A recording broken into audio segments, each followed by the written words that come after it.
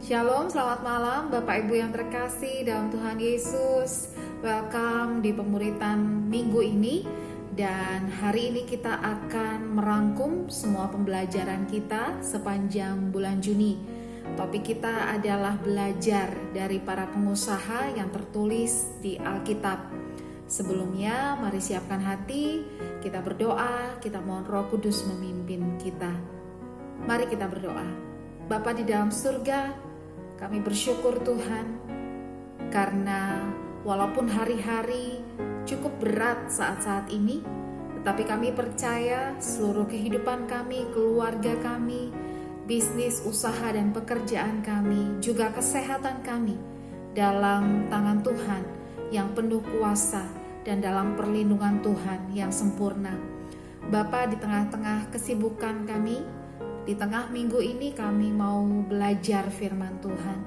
Kami mohon Roh Kudus, Engkau menolong, Engkau memberikan kami pengertian yang baru, sehingga sungguh kami dapatkan rema firman Tuhan, dan itu mengubahkan kami, cara kami bekerja, cara kami berbisnis, supaya kami boleh layak di hadapan Tuhan. Terima kasih Bapa, kami serahkan seluruh pemuritan ini dari awal, pertengahan hingga akhir, di dalam nama Tuhan Yesus. Amin. Saudaraku, banyak sekali pengusaha yang Tuhan tulis di Alkitab. Dan dari para pengusaha ini, kita sebagai pelaku bisnis, entrepreneur, intrapreneur, kita yang bekerja di marketplace, kita belajar banyak hal. Bagaimana mereka dengan Tuhan, bagaimana Tuhan memberkati mereka, memakai kehidupan mereka.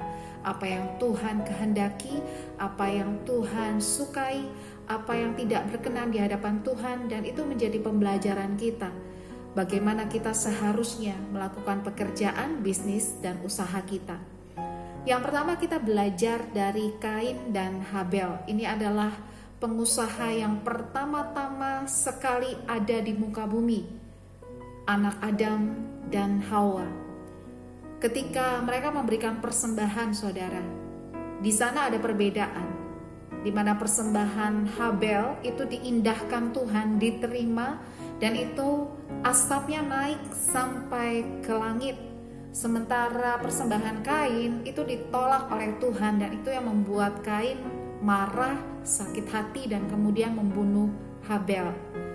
Di sini kita belajar, saudaraku, pengusaha yang Tuhan kehendaki adalah pengusaha yang menomorsatukan Tuhan. Pekerja, pebisnis, kita yang bekerja di marketplace, profesional, yang Tuhan kehendaki adalah mereka yang menomorsatukan Tuhan di atas semua bisnis, usaha, dan pekerjaannya. Sehingga ketika kita membawa hasil kita ke hadapan Tuhan, Tuhan berkenan atas kita. Apakah hari-hari ini kita mendapatkan diri kita itu menomorsatukan Tuhan dalam usaha kita, dalam bisnis kita, di dalam pekerjaan kita? Ketika kita menghadapi tantangan, apakah kita terlebih dahulu datang kepada Tuhan? Ketika kita menerima satu berkat dari partner atau dari orang-orang yang menjadi customer kita yang loyal selama ini, apakah kita datang bersyukur kepada Tuhan, atau kita menerimanya hanya karena kita berpikir itu memang kekuatan kita, kuasa kita, karena kita pintar melobi, karena kita jago dalam penjualan? Ketika kita menghadapi keputusan dan pertimbangan, apakah kita menomorsatukan Tuhan, bertanya lebih dahulu pada Tuhan, atau kita menomorsatukan keinginan kita, cara kita berpikir, hikmat kita, dan apa yang kita mau? Poin nomor satu ini, nomorsatukan Tuhan di atas segalanya. Itu akan menjamin seluruh pekerjaan kita, bisnis dan usaha kita aman di dalam tangan Tuhan dan berkenan kepadanya. Lalu yang kedua, saudara, kita belajar dari seorang pengusaha yang kaya di Bethlehem, yaitu Boas. Boas adalah kakek buyut dari Daud, Salomo, dan dari keturunan Boaslah Tuhan menentukan Yesus lahir Boas punya satu kualitas hati yang luar biasa, yaitu dia murah hati dan dia melakukan seperti yang Tuhan suruhkan dalam firman Tuhan, yaitu mengasihi sesama. Boas memerintahkan kepada seluruh pekerjanya, jika ada gandum atau jela yang jatuh ke tanah atau tinggal di dahan-dahannya, mereka tidak boleh mengambil atau memungutnya lagi. Mereka harus meninggalkannya untuk orang-orang asing, para janda, yatim piatu, orang-orang yang tidak beruntung, untuk mereka mengambilnya sehingga mereka mendapat bagian dari panen yang Boas miliki. Dan Boas itu sangat perhatian kepada pekerjanya. Kita baca dan pelajari bahwa Boas itu datang dari Bethlehem, berkunjung ke ladangnya, lalu dia menyapa, memberkati pekerjanya. Itu seperti kalau kita sekarang adalah pemimpin di satu tim, leader, atau kita pemilik usaha. Boas itu tipe pemilik usaha yang senang untuk menyapa karyawannya. Dia tidak segan WA mungkin ya kalau zaman sekarang ya. Mungkin dia tidak segan menanyakan kabar, apalagi kondisi-kondisi sekarang sedang memprihatinkan. Dia akan cek mungkin setiap pekerjanya, apakah mereka baik-baik saja. Adakah kualitas hati itu menjadi milik kita? Kita peduli kepada karyawan kita, kepada tim kita. Kita menyapa mereka dengan kasih, kita mendoakan mereka, memberkati mereka, dan kita bermurah hati kepada sesama kita, masyarakat di sekeliling kita. Dan kita mengerti betul seperti Boas bahwa usahanya, bisnisnya adalah saluran berkat yang Tuhan berikan kepada dia dan harus dia sampaikan kepada orang-orang di sekeliling dia. Oleh karena itu Boas diberkati Tuhan berlimpah-limpah. Tapi tidak sampai di situ saja saudaraku, Boas mendapatkan berkat generasi ke generasi. Seperti yang tadi saya sudah sebutkan, Boas adalah kakek dari Daud, raja yang terkenal, raja yang terhebat di Israel, dan kakek dari Salomo. Salomo adalah raja yang paling kaya di dunia ini pada zamannya, paling berhikmat, dan di keturunannya adalah raja-raja hebat di Yehuda, di suku Yehuda. Dan dari keturunannya lah Tuhan Allah menetapkan Yesus juru selamat sang Mesias itu lahir. Saudara, banyak sekali para pengusaha hebat tetapi berhenti pada dirinya saja. Kalau engkau murah hati seperti Boas, kalau engkau peduli seperti Boas, percaya saudara, berkat generasi ke generasi itu menjadi milik saudara. Lalu yang ketiga saudaraku, kita belajar dari Ayub. Ayub adalah seorang pengusaha hebat. Dia berhasil dan keluarganya juga sangat diberkati. Dia memiliki banyak harta kekayaan, tetapi yang saya garis bawahi dalam kehidupan Ayub adalah perlindungan Tuhan yang tidak tertembus oleh iblis sekalipun, kecuali Tuhan mengizinkannya.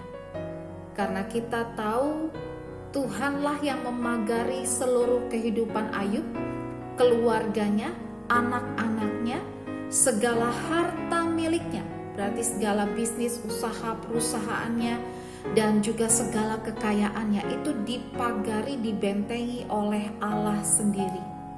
Hari-hari ini saudaraku, kita mungkin khawatir akan keadaan ekonomi, keuangan, bagaimana usaha kita dapat berjalan, bagaimana bisnis kita dapat bertahan. Tetapi saudara, kita belajar dari Ayub bahwa ada perbedaan yang Tuhan lakukan untuk anak-anak Tuhan yang bekerja di marketplace sebagai pelaku bisnis yang hidupnya seperti Ayub, yaitu saleh, melakukan kebenaran dan takut akan Tuhan. 3 hal ini mendatangkan perlindungan yang sejati untuk setiap kita, untuk bisnis, usaha, pekerjaan kita, keluarga kita, keuangan kita, bahkan semua harta kekayaan yang Tuhan percayakan kepada kita. Adakah kita sekarang ini betul-betul punya integritas, hidup saleh di hadapan Tuhan, tidak menyimpang ke kanan dan ke kiri, tidak terus-menerus di dalam dosa? Adakah kita hidup benar, bekerja dengan cara yang benar, berusaha dengan cara yang benar, berbisnis, bergaul dengan cara yang benar? Adakah kita di tengah-tengah marketplace ini, di tengah-tengah bisnis, di tengah-tengah teman-teman rekan sekerja, kita mengutamakan takut akan Tuhan? Kalau itu saudara dan saya percaya hari-hari ini, walaupun dunia dalam kegelapan, ada proteksi ilahi yang tidak tertembus oleh apapun yang menjaga kita. Ada pagar berapi yang melindungi seluruh kehidupan kita. Dan yang terakhir saudara, kita belajar dari Lydia, seorang pengusaha wanita. Di tengah-tengah usahanya dia mengenal Tuhan. Dan ketika dia mengenal Tuhan, dia mengerti panggilannya dan dia mengambil bagian dalam pelayanan. Dia dipakai Tuhan di tengah pekerjaan dan usahanya untuk memberkati pelayanan Paulus, untuk mendanai pelayanan Paulus. Dia dipanggil Tuhan untuk menjadi pekerja bagi kerajaan surga. Dari Lydia kita belajar saudaraku, di tengah-tengah bisnis, usaha, pekerjaan kita dipanggil menjadi pelayan kerajaan Allah. Dengan cara apa? Dengan cara melayani melalui pekerjaan kita. Ketika kita berhadapan dengan customer, apakah kita melayani dengan sungguh hati seperti untuk Tuhan, bukan untuk manusia? Ketika kita menghadapi partner kita, apakah kita melayani dengan baik, bekerja sama dengan baik, menjadi terang, menjadi garam kepada partner-partner kita? Apakah sebagai karyawan kita melayani di perusahaan ini, kita melayani pemimpin kita, leader kita dengan cara memberikan kinerja yang terbaik, produktivitas yang maksimal, bekerja dengan efektif dan efisien sehingga sungguh-sungguh kita jadi saluran berkat untuk perusahaan? Apakah ketika kita menjadi pemimpin, menjadi leader, kita melayani karyawan kita, tim kita dengan mengasihi mereka, peduli kepada mereka, berdoa kepada mereka, memikirkan yang terbaik untuk mereka? Apakah kita memenuhi panggilan Allah untuk melayani kerajaannya melalui bisnis, usaha, dan pekerjaan kita sehari-hari?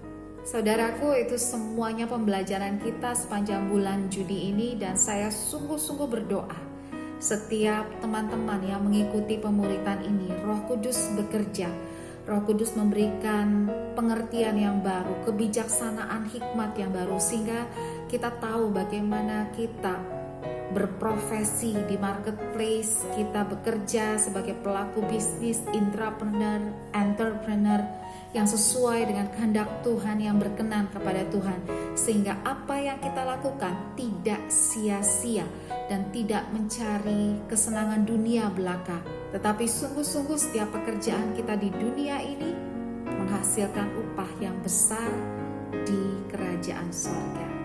Mari kita tutup pemuritan malam hari ini saudaraku, kita berdoa. Bapa di dalam surga, kami bersyukur Tuhan, karena begitu banyak pembelajaran yang Tuhan berikan melalui firman-Mu. Begitu banyak hal yang harus kami gali dari diri kami, sehingga kami bisa menjadi kami yang jauh lebih baik seperti yang Tuhan kehendaki. Ajar kami ya Tuhan, tolong kami ya Roh Kudus, karena tanpa-Mu kami tidak mampu. Terima kasih Bapa untuk setiap hal baik yang Tuhan berikan di hari-hari ini. Kalau ada dalam pekerjaan kami mengalami kemajuan, kami bersyukur karena itu daripada Tuhan. Tetapi kalau ada teman-teman kami yang saat ini dalam kondisi yang tidak baik Tuhan, baik kesehatannya maupun keuangannya, kami berdoa Tuhan, Engkau memberikan mereka pertolongan, kesembuhan, jalan keluar, kecukupan. Kami percaya kami akan aman di dalam tangan Tuhan selama kami terus hanya mengandalkan Tuhan dan dekat dengan Tuhan. Terima kasih Bapa yang baik. Kami serahkan doa ini, kami serahkan seluruh kehidupan kami di dalam nama Tuhan Yesus yang mengajarkan kami berdoa. Bapa kami di dalam surga, dikuduskanlah namamu, datanglah kerajaanmu, jadilah kehendak-Mu di bumi seperti di surga. Berikanlah kami pada hari ini makanan kami yang secukupnya, dan ampunilah kami akan kesalahan kami, seperti kami juga mengampuni orang yang bersalah kepada kami. Dan jangan biarkan kami masuk ke dalam pencobaan, tetapi lepaskanlah kami daripada yang jahat. Karena Engkau yang punya kerajaan dan kuasa dan kemuliaan sampai selama-lamanya. Amin. Mari arahkan hatimu saudara, dan terima berkat yang terbaik daripada Tuhan. Tuhan Yesus memberkati engkau dan melindungi engkau.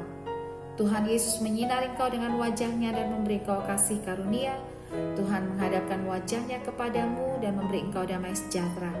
Diberkati pekerjaanmu, diberkati bisnis dan usahamu, diberkati keluargamu, diberkati kesehatanmu, diberkati apapun yang diperbuat oleh kedua tanganmu, dibuat Tuhan berhasil. Anugerah dari Bapa di sorga, cinta kasih dari Tuhan Yesus, persekutuan yang manis dengan Roh Kudus akan bersama dengan engkau, mulai dari malam hari ini sampai Maranatha, bahkan sampai selama-lamanya. Amin. Selamat istirahat saudaraku, tetap jaga protokoler kesehatan, disiplin, jangan pernah keluar tanpa double masker, jaga jarak, tetapi tetap semangat, jangan takut. Tuhan Yesus memberkati.